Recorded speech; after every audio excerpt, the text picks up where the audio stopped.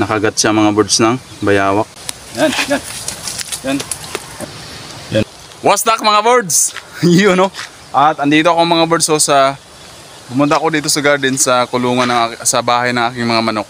Dahil papainumin ko sana sila ng tubig. Pero iba yung natagpuan ko mga birds. Kung natatandaan nyo mga birds, nung nakaraan ko na upload ay meron akong manok ko na si Stephanie mga birds ay may 6 na sisiw.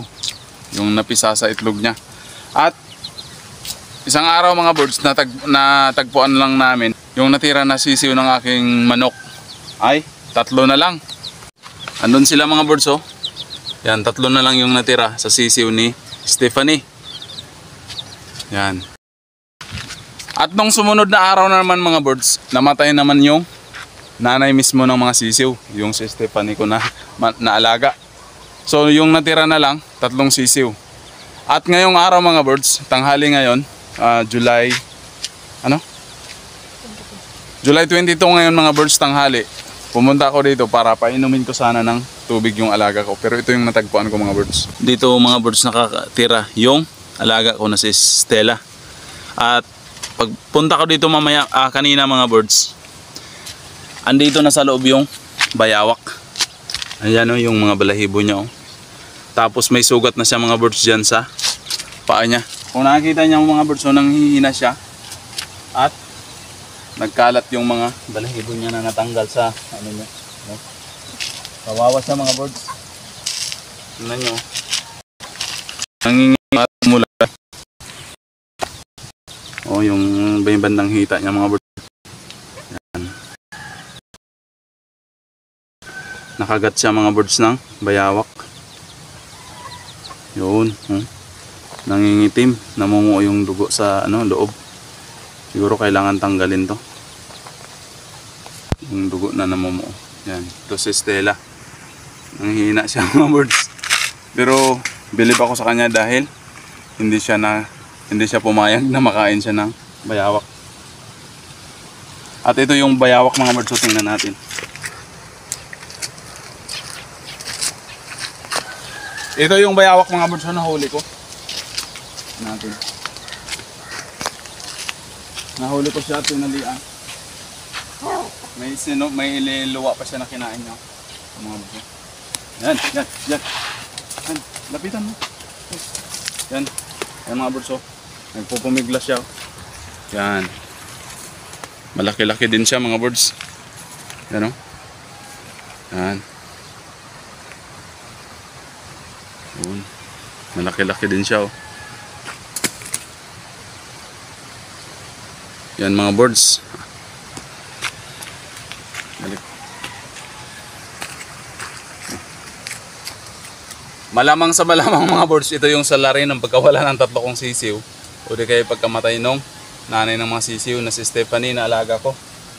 At di lang ako sigurado kung siya talaga.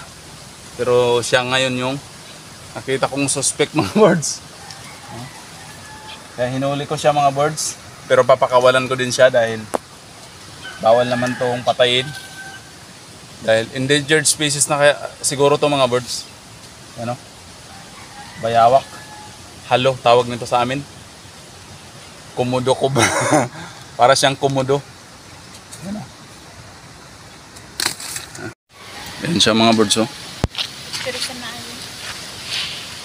Malaki-laki na siya mga birds. At mahaba. Nasa mga 1 meter yung haba niya. Estimated siguro mga mahigit 1 kilo kalahati.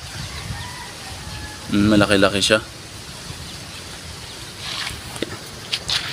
Yan mga birds oh. Estimated na bigat niya mga nasa 1 kilo't kalahati. O siguro 2 kilo mga birds. Mga 2 kilo siguro.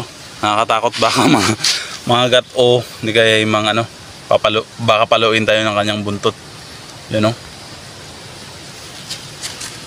Grabe. Grabe yung pagkamatay nung alaga kong si Stephanie mga birds, hindi ko na binidyohan. Kasi naawa ko nun eh. Baka isa ito sa salarin. Hindi lang ako sure. Pero ganun pa man mga birds, papakawalan ko to. dahil bawal tong hulihin at bawal tong katayin dahil endangered species na to mga birds. Kaya papakawalan ko. Mga birds, hulihin na natin ulit. Hanggat. Okay. Mga birds, hanap na tayo ng lugar na kung saan pakawalan natin siya.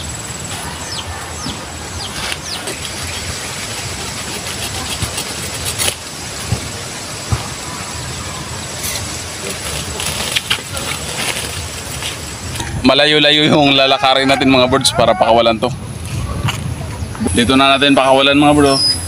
Sa mga kakahuyan at yung masukal na paborito niyang tirahan.